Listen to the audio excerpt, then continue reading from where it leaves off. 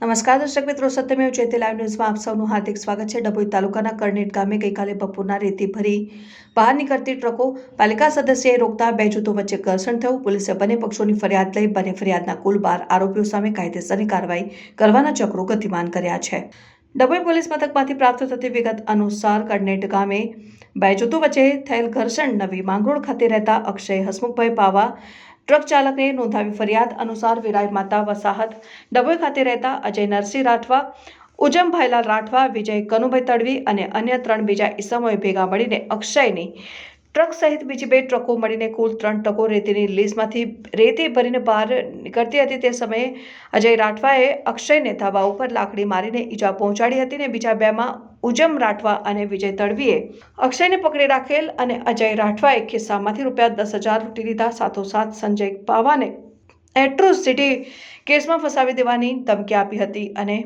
જગદીશ રોહિત સાથે પણ મા બેન સમાની ગાળો આપીને ગરજાપાટુનો માર માર્યો હતો અને તેની ટ્રકના આગળના કાચ ભાંગી નાખીને અંદાજે ₹12,000નું નુકસાન કર્યું હતું। એટલું જ નહીં, જાનથી મારીને નદીની રેતીમાં દાટી દેવાની પણ ધમકી આપી હતી। જ્યારે બીજી બાજુ ડભોઈ નગરપાલિકાના કોંગ્રેસી સદસ્ય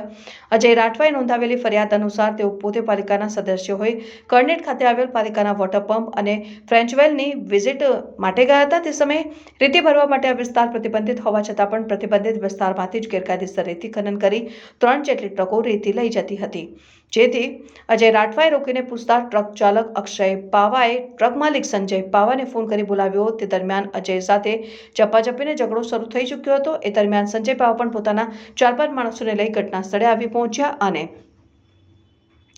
અન્ય સાથેના ઈસમો દ્વારા દંડાથી કમર અને પગના ભાગે મારીને વિજય તડવી અને ઉમજ રાઠવાને સામાન્ય ઈજાઓ પહોંચાડી હતી અને તદુપરાંત જગદીશ રોહિત,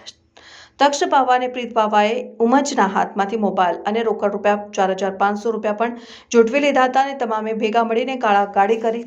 જાતિ વિષયક અપમાનજનક શબ્દો બોલીને જાનથી મારી નાખવાની ધમકી આપી હતી, જેને લઈ અજય રાઠવાએ પણ સંજય નવીન પાવા, પ્રીત સંજય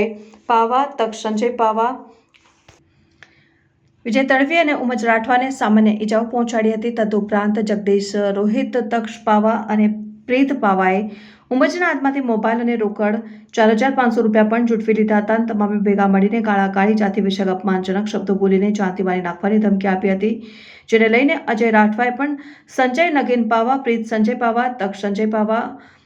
ત્રણેય રહેવાસી માંગરોળ અને અજીત મોતીભાઈ, રોહિત પ્રિતેશ, વિનુભાઈ પાટણવાડિયા, મુકેશ રમેશભાઈ પાવા